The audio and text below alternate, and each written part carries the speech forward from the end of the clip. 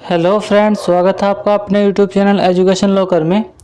तो दोस्तों, आज हम करने जा रहे हैं चैप्टर नंबर 5 चैप्टर नंबर 5 का लास्ट लेक्चर, क्योंकि इससे पहले हम 2 लेक्चर ले चुके हैं और उसमें लगभग 75% चैप्टर क्लियर हो चुका है। आज के लेक्चर में चैप्टर कंप्लीट होगा, सारे क्वेश्चन कंप्लीट होंगे आज, तो फाइनली चैप्टर पूरा समाप्त हो जाएगा। अगला जो लेक्चर आएगा तो आपका रिवीजन में सिर्फ मैं वर्ड मीनिंग कराने वाला हूँ और ओवरव्यू थोड़ा थोड़ा दे दूंगा, प्लस नहीं, वरना रिवीजन की क्या जरूरत है, इतनी डीप पढ़ा चुका हूँ मैं आपको। फिर उसके बाद रिवीजन प्लस वो टेस्ट। आपका टेस्ट में ये क्वेश्चन तो आपने कर ही चुके हैं, कुछ क्वेश्चन मैंने बनाए हैं। अब देखो दोस्तों, चूँकि वर्ड मीनिंग दोनों किताब के सेम थे, एनसीईआरटी और ये सरकारी बुक के दोनों के सेम थे, बस चैप्टर मैंने अलग अलग डिफाइन किया है। बाकी चैप्टर आपने तो नहीं पढ़ा, बाकी सेम ही है, तो क्वेश्चन भी आप दोनों बुक के लिए सेम ही होने वाले हैं। तो मतलब आपके किताब से भी रिलेटेड क्वेश्चन है सारे भी, और एनसीईआरटी बुक से भी सारे रिलेटेड है क्वेश्चन, तो आपको भी वही टेस्ट मिलने वाला है और एनसीईआरटी वालों को भी वही टेस्ट मिलने वाला है। तो प्लीज़ दोनों, मतलब ज़रूरी नहीं है कि 2 वीडियो देखना, बस एक बार में दोनों का काम हो जाएगा। चलिए दोस्तों, अब स्टार्ट करते हैं अपना लेक्चर, आइए।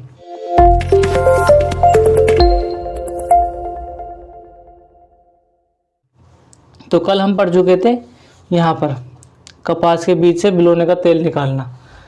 आगे चलते हैं,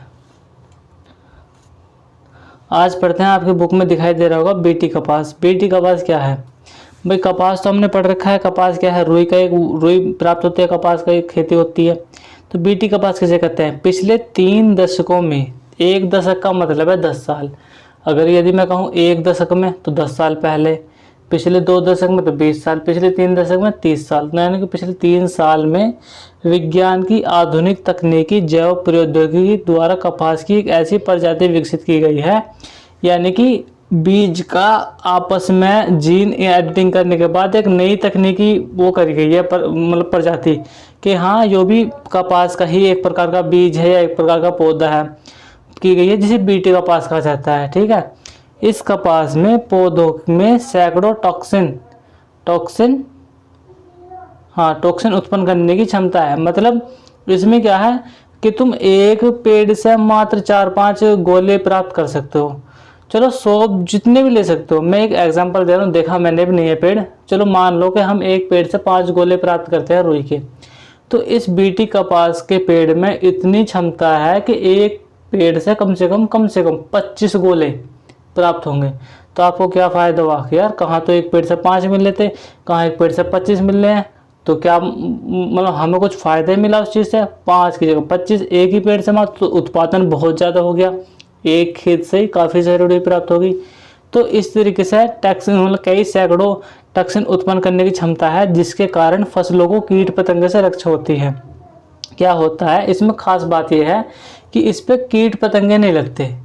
जो हमने बीटी कपास का मतलब बनाया है अपने दौर से, इधर उधर से यहाँ का बीज लिया, उसका बीज लिया, इनको मिक्स करा तो नया बीज बना, इस तरीके से।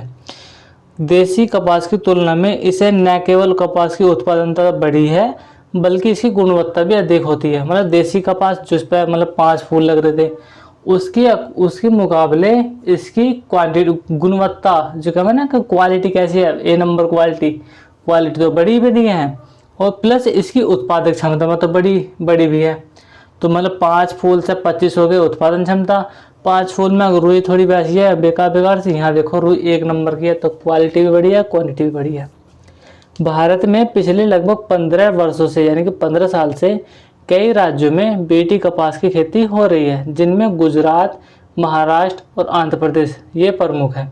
देखिए दोस्तों, आपका टेस्ट होने के बाद पक्का आपको मैं मैप सिखाऊंगा, मैप में हमारा कौन सा राज्य कहाँ है। ठीक है, चलते हैं। जूट पटसन। जूट, अब सर ने जूट तो हमने अब पढ़ेंगे ना, पर हम तो जूट क्या है? जूट एक पादप रेशा है। पादप रेशा मतलब पेड़ पौधे से प्राप्त होने वाला, जिसे पटसन के तने से प्राप्त किया जाता है, पटसन पौधे से। भारत में जूट की खेती मुख्यतः पश्चिम बंगाल, असम, बिहार में की जाती है। मतलब ये 3 राज्य फेमस है जहाँ पे इनकी खेती करी जावे। ठीक है, पटसन की खेती के लिए कछार की मिट्टी यानी कि जलोढ़ मिट्टी अधिक उपयुक्त होती है। ज़्यादा मतलब जो कैसी मिट्टी में प्रयोग होगी, जलोढ़ मिट्टी में। काली मिट्टी में तो हमारी वो कपास होता है, जूट कैसे में, जलोढ़ मिट्टी में। पटसन के बीज वर्षा के ऋतु में बोए जाते हैं, जिस टाइम वर्षा का सीजन होता है तब बोए जाते हैं। पटसन के पौधे 8 से 10 फीट लंबे हो जाते हैं। लगभग 3 महीने बाद इस पर पीले रंग का फूल दिखाई देने लगता है।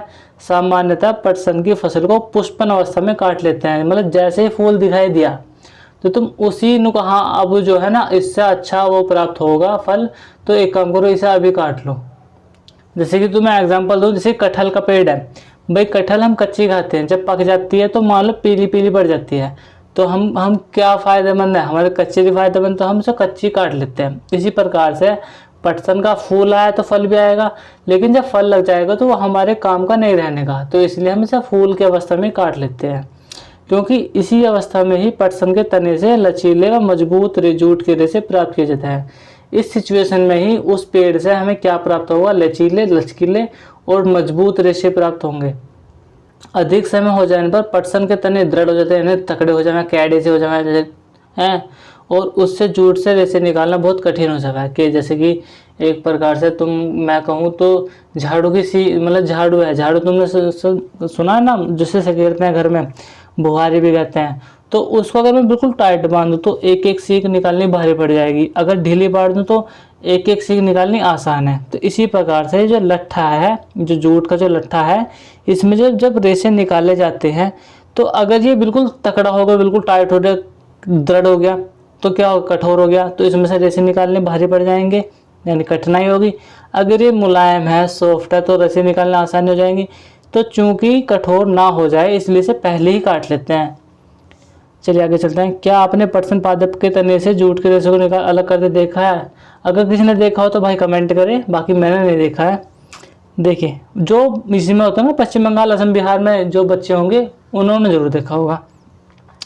फसल की कटाई के पश्चात पटसन पादपों की शाखाओं व पत्तियों की सफाई तनों के बंडल में बांधकर तालाब अथवा किसी स्थान पर रुके हुए जल में डुबो कर रखते हैं। क्या करते हैं, जैसे कि तुमने भाई अगर तुमने गेहूँ काटे होंगे, गेहूँ तो काटे होंगे, तो हम क्या करते हैं, गेहूँ नहीं, हाँ गेहूँ, तो कुछ फूलों को हम पानी में भिगो देते हैं ताकि उनकी जो वे हैं डंडी हैं वे सूख के कठोर से जहाँ तुम मोड़ोगे टूट जाएगी, तो हम पानी में डालकर उन्हें मुलायम कर देते हैं ताकि पूली बांधने में आसानी पड़ जाए।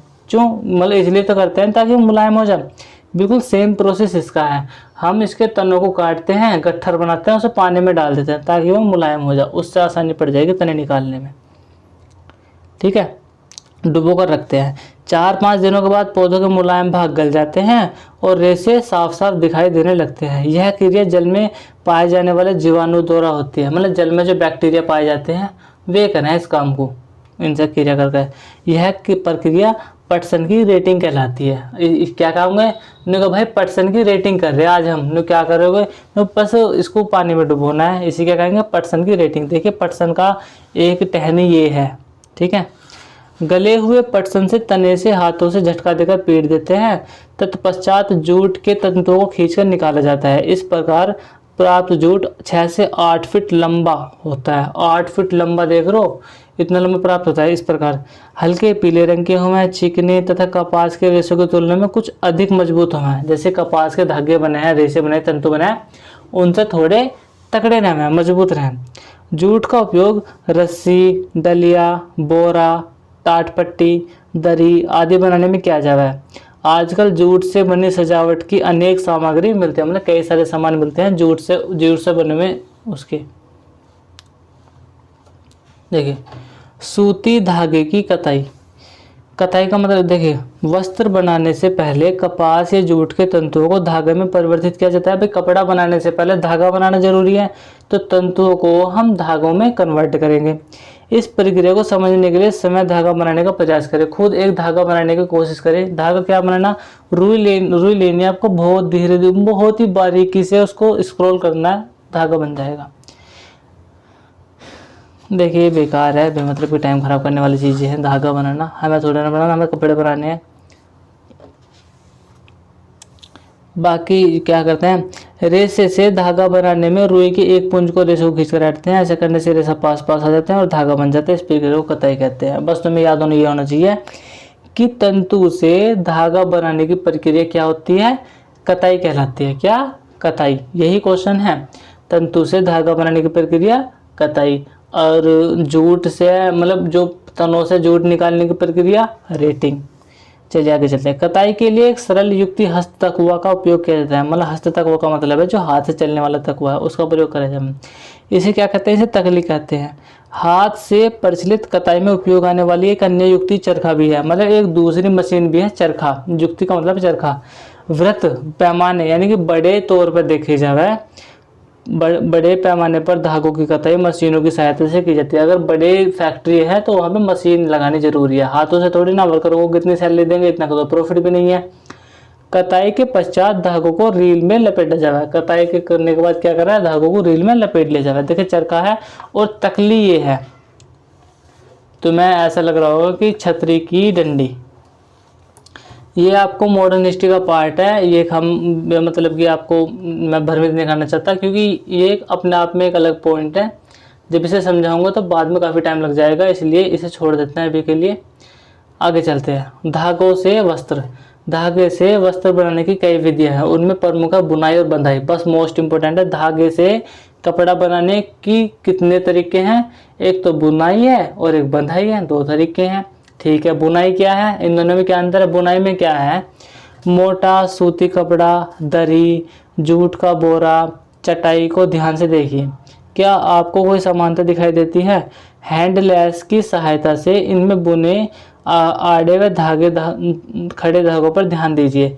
हैंड लेंस का मतलब है जो हाथ से जो लेंस देखा जाए, उस लेंस की सहायता से देखो कि इनकी सिलाई कैसे हो रही है। इस तरीके से हो रही है, क्योंकि एक धागा ये है, ये तो कई सारे धागे इस तरीके से हैं। और क्या है, बाकी जो दूसरा धागा है वो इस तरीके से जाएगा, इधर इधर फिर इधर को, फिर इधर को, फिर इधर को, फिर इधर को, इस तरीके से। फिर अगला धागा अगर ये इधर को चलाएगा तो अगला धागा इधर से आएगा नौकर का, उस दूसरी तरीके से। ठीक है, उल्टा। फिर अगला धागा फिर इस तरीके से जाएगा जो पहले धागे की तरह था। तो इस तरीके से कपड़ा बन जाएगा। तुम देखना, कभी धागे को ध्यान से देखना तो आपको दिखाई दे जाएगा किस तरीके से ये है। आगे चलते हैं। पुराने कपड़ों से पतली पतली कई पट्टियां लंबाई में काट लीजिए। मतलब एक वो है जो हाथ बनाने की तरीका है। मैं आपको खुद बता रहा हूँ बुनाई किसे कहते हैं। जैसे करना, आप क्या करना भाई, 2 पत्ती लेना, बस इधर जैसे बान बुनते हैं ना, बान खाट बुनते हैं। जब हम खाट को उधर एक बार ऊपर एक बार नीचे, एक बार ऊपर एक बार नीचे, इस तरीके से चलती है। उसी प्रकार से अगली पट्टी भी इसी तरीके से चलती है। तो वो वाला सिस्टम है, इसे क्या कहते हैं? बुनाई। तो इसका मतलब क्या निकला? आपको 2 धागे लेने जरूरी हैं, इस तरीके से भी धागे और इस तरीके से धागे। ठीक है, तो बुनाई वो होती है जिसमें 2 धागों को आपस में एक बेहतरीन तरीके से सेट किया जाता है। क्या बुनाई में क्या होता है? तो सर जी, बुनाई में 2 धागों को आपस में एक अच्छे तरीके से सेट करना ही बुनाई है, और इस सेट से ही कपड़ा बनेगा। चलिए आगे चलते हैं। गांवों में सूती वस्त्रों की बुनाई हथकरघा, हैंडलूम की सहायता से की जाती है, यानी कि हाथों से की जाती है। जबकि औद्योगिक स्तर पर, यानी कि अगर जो व्यापार है उस तरीके से बनाए जाए, तो वस्त्रों की बुनाई विद्युत प्रचलित बिजली से चलने वाली करघों, पावर हैंडलूम द्वारा की जाती है। बुनाई पढ़ लिया तो मैन क्या था? तो सर बुनाई में 2 धागों का यूज़र है, उनको आपस में व्यवस्थित करना पड़ा है। अब करते हैं बंधाई। आपने घर में अपनी मम्मी जी को ऊन से स्वेटर बुनते हैं, वैसे देखा होगा, जरूर देखा होगा। बुनाई करते समय 2 सिलाइयों की सहायता से एक धागे को बुना जाता है। देखिए ये जो गोला पड़ा है वो एक ही है, और जो हमारी मम्मी जी की कारीगरी क्या है, 2 सिलाई लेनी है और उसको इस तरीके से मेंटेन करना है कि केवल एक ही धागा चले। क्या है? बंधाई में एक ही धागे का प्रयोग करके वो पूरा स्वेटर बुन देती है। तो बस यही अंतर है बुनाई और बंधाई में। बुनाई में क्या है, 2 धागों का यूज किया जाता है, उनको सही तरीके से लगाना होता है। बंधाई में क्या है, एक धागे का यूज किया जाता है, उसको सही तरीके से मेंटेन करना होता है। क्या आपने किसी फटे हुए मोजे या बनियान के किसी धागे को खींचकर देखा है? या तुमने स्वेटर भी देखा होगा, जब तुम उधेड़ते हो तो एक धागा पकड़ते हो, बस खींचे चले जाओ, वो उधरता चला जाता है, क्योंकि वो बना ही एक धागे से है। इसी प्रकार से जुराब है, बनियान है, ये एक ही धागे से बने होते हैं। धागा खींचने पर पूरा वस्त्र उधरता जाता है। इस प्रकार एकल धागे से वस्त्र बनाने की प्रक्रिया बंधाई कहलाती है। बंधाई हाथों से व मशीनों से की जा सकती है। बुनाई तथा बंधाई की प्रक्रिया द्वारा विभिन्न प्रकार के धागों से विभिन्न वस्त्र बनाए जाते हैं। भाई बुनाई से अलग अलग तरीके के धागे लो, अलग अलग तरीके के कपड़े बनाओ, सूती टेराकोटा जो अलग तरीके से बनेंगे, बनारसी, रेशमी। और बंधाई में भी ऐसी है, अलग अलग तरीके की ऊन लो या कुछ भी लो, एक धागा लो और उससे भी कई कई तरीके के कपड़े बनाए जा सकते हैं, जिन्हें विभिन्न कपड़े कहते हैं। ठीक है, और तो समझ चुके होंगे क्या है बंधाई और बुनाई में क्या अंतर है। आगे चलते हैं। वस्त्र सामग्री के इतिहास का परिचय। इतिहास का मतलब है भाई, इतिहास तो सीधी सी बात है। इतिहास का अर्थ है कि पिछली बातें। पिछली बातें का मतलब क्या, यानी कि पिछली वे बातें जो कपड़े बनाने के लिए यूज़ होती थी, उन सामग्री के बारे में बातें करने वाले हैं जो पहले कभी यूज़ होती थी। ये अभी तो यूज़ हुई हैं, क्या नाम, कॉटन वगैरह नहीं, पहले तो आदिमानव को तो कुछ पता ही नहीं था इनके बारे में। चलिए देखते हैं। आपने वस्त्रों की आवश्यकता के बारे में जाना। आपने कभी सोचा कि प्राचीन काल में यानी कि पुराने समय में लोग पहनने के लिए क्या यूज़ करते थे। प्रारंभिक मानव गुफाओं में उष्ण क्षेत्रों में रहते थे, यानी कि पहले जो रह करते मानव या तो गुफा में रह करते थे या उष्ण क्षेत्र। उष्ण क्षेत्र उन्हें कहते हैं जहाँ पर उष्ण का मतलब है गर्मी, जहाँ पर गर्मी ज़्यादा होती है, क्योंकि गर्मी ज़्यादा होगी तो पहनने की कोई ज़रूरत ही ना। ठीक है, तो वहाँ पर रहते हैं। वहाँ का मौसम गर्म था, अतः उन्हें कपड़ों की आवश्यकता नहीं हुई।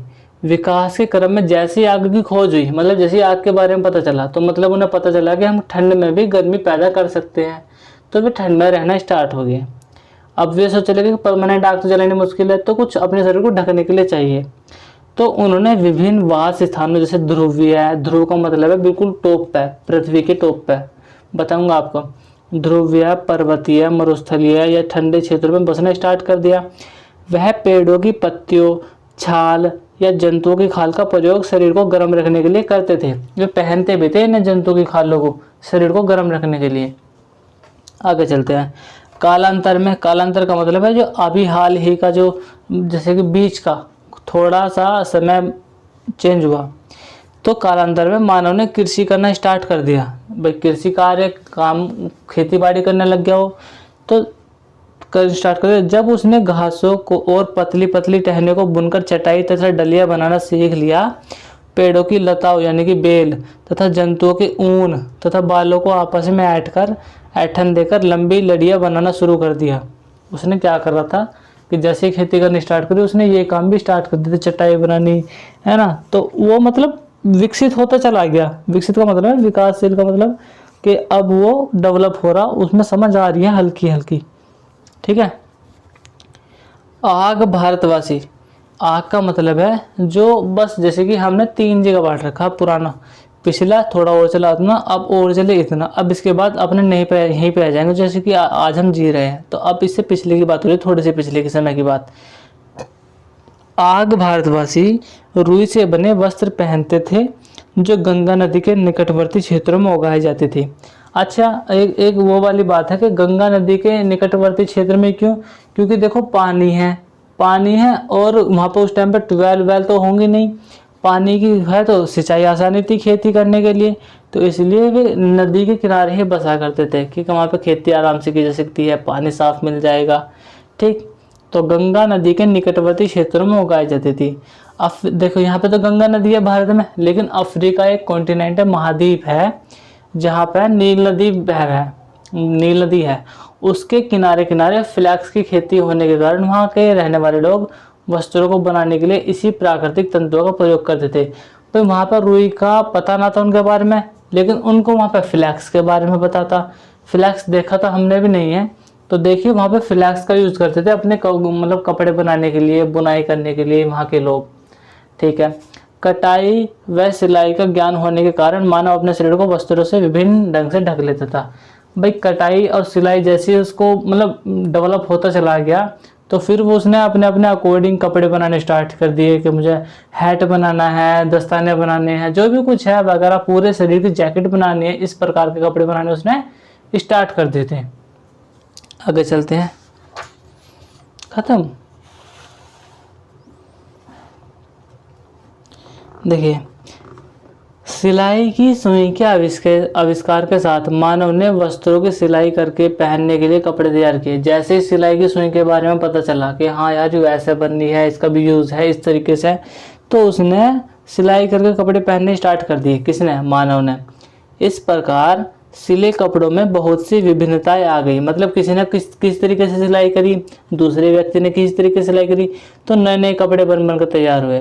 क्या आपने ध्यान दिया कि भारत में अब भी कुछ ऐसे परिधान है, परिधान का मतलब कपड़े, जिन्हें उपयोग बिना सिलाई के किया जाता है, जिनका उपयोग मतलब कुछ ऐसे कपड़े हैं जिनका उपयोग बिना सिलाई के किया जाता है। अब जैसे कि तुम वो क्या नाम कि चादर ओढ़ते हो, तो चादर में क्या नो का इसमें बटन लगाओ, ये थोड़ी ना होता है, इसकी सिलाई करो, इसकी बाजू बनाओ, ये थोड़ी ना होता है। वे तो बिना सिलाई के ओढ़े जाते हैं। चादर है या फिर शॉल है, कम्बल है, ये वगैरह। और लुंगी, धोती, पगड़ी, साड़ी, ये सब क्या है, इनमें कोई सिलाई नहीं होती है, इसमें कोई कटिंग नहीं होती है कि मैं इस शेप में काटूंगा, मैं इस शेप में काटूंगा। जैसी हैं वैसी ही पहननी है हमें, बस पहनने की कला है। ठीक है, आगे चलते हैं। परिधानों के प्रकार, परिधान का मतलब है देखो कपड़ों, अब ये कहने जा रहे हैं कपड़ों के प्रकार। पहनने के ढंग से विभिन्न संस्कृतियों की पहचान होती है। भाई देखिए, कपड़े पहनने के तरीके से ही कई कई तरीके के सिस्टम होते हैं। अब कोई पगड़ी बांध लेता है, मतलब उसी कपड़े का कोई मुंडासा बना लेता है, उसी कपड़े का कोई टोपी बना लेता है, उसी कपड़े से कोई कुछ ना बनाता। तो सिस्टम ये है कि अलग अलग व्यक्ति अलग अलग तरीके से पहने हैं। अब जो कपड़ा वहाँ जिस तरीके से पहना जाए उसी की संस्कृति बन जाए। अब जैसे कि हमारे यहाँ पे साड़ी पहनी जाए, साड़ी या सूट सलवार, अमेरिका में ना पहनी जाती, अमेरिका में जीन्स वगैरह पहने जाए, तो वहाँ की कल्चर, वहाँ की संस्कृति में समा गई कि यहाँ पे जीन्स नॉर्मली है। लेकिन यहाँ पर आओगे तो यहाँ पे साड़ी नॉर्मली है, और कहीं पर जाओगे तो वहाँ पर धोती कुर्ता नॉर्मली है। इस तरीके से कपड़े अलग अलग तरीके से पहनने के कारण भी कई कई तरीके की विभिन्नताएं, मतलब अलगाव आ जाते हैं, जिन्हें कहते हैं संस्कृतियाँ। आधुनिक वैश्वीकरण के दौर में वस्त्र के संदर्भ में सभी संस्कृतियाँ आपस में मिलन हो गया। अब जैसे ही हमने बाहर भीतर घूमना स्टार्ट करा, मतलब देश विदेश की यात्रा होनी स्टार्ट हुई, तो हमारी संस्कृति आपस में मिल गई। अब हमारे यहाँ के जो जेंट्स हैं वे वहाँ जाकर अमेरिका गए, तो देखा उन्हें सूट पसंद आया तो वे सूट पहनना स्टार्ट कर दिए। अब सूट पहनना स्टार्ट कर दिए, उनको आदत होगी, अब वे यहाँ पर आकर सूट पहनना स्टार्ट कर दिए, तो लोगों को भी वाकई में बड़ा मस्त सूट है। इसी तरीके से तो अब जब सब आपस में एक दूसरे मिलजुल गए हैं, तो उनकी संस्कृति भी मिलजुल चुकी है। यहाँ पे हमारे यहाँ पे लड़कियां भी जींस पहन लेती है, अब नॉर्मल बात है, तो वहाँ पे पहले नहीं पहनती थी, लेकिन वो किसी की वजह से वहाँ पे सिस्टम हुआ ना, तो वैश्वीकरण में अब सब आपस में मिलजुल चुकी हैं। देखिए हमने क्या सीखा, वस्त्र धागों से बनते हैं जिन्हें तंतु से बनाया जाता है। भाई धागे तंतु से, धागों से वस्त्र। कपड़ा पौधों से के बीज से, पटसन के तने से, रुई जूट के रेशे प्राप्त किए जाते हैं, कपास सॉरी, इन्हें प्राकृतिक रेशे कहते हैं। प्राकृतिक का मतलब है जो हमें जानवरों से या पेड़ पौधों से प्राप्त होते हैं। रेशे तंतु की कताई के पश्चात धागा बनता है। भाई रेशे हो या तंतु हो, इनकी कताई करेंगे उसके बाद तो धागा बनेगा। कई रेशे तंतु को ऐंठकर मजबूत धागा बनाने की प्रक्रिया कताई कहलाती है। धागों की बुनाई और वस्त्र बंधाई से वस्त्र बनते हैं। दो ही प्रकार थे, धागों से बुनाई और बंधाई। धागों के दो सेट को आपस में व्यवस्थित करना बुनाई कहलाती है, और एक ही धागे से बनाना बंधाई कहलाती है। कपास गोलक से रेशे युक्त कपास के बीज को पृथक करना कपास ओटना कहलाता है। कपास का गोलक लिया, उसमें से बीज को अलग करा, वो बची कुछ कपास, ये प्रक्रिया क्या है, कपास ओटना। पटसन के तने को रुके हुए जल में कुछ दिनों तक रखकर जूट से रेशे को ढीला करने की प्रक्रिया रेटिंग कहलाता। क्या रेटिंग, क्वेश्चन आंसर कर लेते हैं।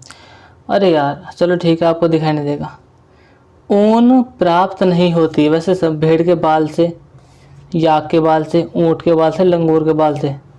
तो ये जो भी बच्चे की किताब है ये गलत है। यहाँ में लंगूर के बाल से प्राप्त नहीं होती ऊँट, भेड़ी के बाल से तो प्राप्त होती है, याक के बाल से प्राप्त होती है, ऊँट के बाल से प्राप्त होती है, लंगूर के बाल से नहीं प्राप्त होती। कृत्रिम रेशा है, कृत्रिम का मतलब संश्लिष्ट, यानी कि जो हमने बनाया है, जो ना तो पेड़ पौधे से प्राप्त होता, ना ही जीव जंतु से प्राप्त होता। तो रुई पेड़ से प्राप्त होता है, जूट पेड़ से प्राप्त होता है, फ्लैक्स ये भी नील नदी के किनारे बोई जाती है, प्राकृतिक है। तो नायलॉन हमने खुद बनाया है, तो ये क्या है, कृत्रिम है।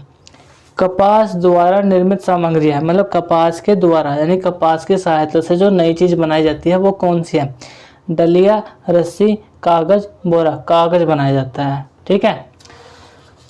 देखिए अगला क्वेश्चन क्या है, एकल धागे से वस्त्र निर्माण की प्रक्रिया। एक धागे से जो हम कपड़ा बनाते हैं वो क्या कहलाता है, वो कहलाती है बंधाई। देखिए सही गलत पर निशान लगाने हैं, देखिए पढ़िए। धागों की बुनाई और बंधाई से वस्त्र बनते हैं, सही है गलत है? बिल्कुल सही है। तंतु धागों से मिलकर बने होते हैं, गलत है। तंतु धागों से मिलकर नहीं बनते, धागे तंतु से मिलकर बनते हैं, चलिए गलत है।